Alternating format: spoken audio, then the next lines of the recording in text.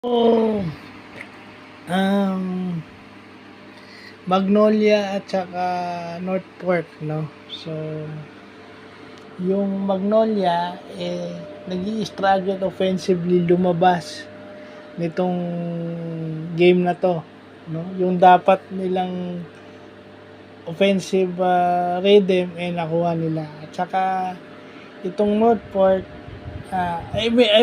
dinaan sila ng Magnolia sa experience itong Northport. No, especially si Ian Sanggalang, hindi nila mapigilan si Ian. Actually, para sa akin, if James Laput learned from Ian Sanggalang, napakadali ng basketball dito kay James Laput dahil mas matangkad siya at mas bata kay Ian Sanggalang. So kung matututo to kay Ian Sanggalang paano dumiskarte sa ilalim ng basket, marami mahihirapan dito. Hindi pa kasi ganun kapalis yung laro nito. Di ba? And Save Lucero is nadaan sa experience ni Ian Sanggalang. Yun lang yun.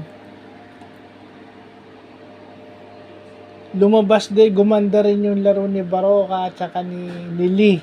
Nakabawi. So kaya nanalo yung Magnolia. Pero yung Northport is hindi naman nagpaiwan. No? Dumidikit.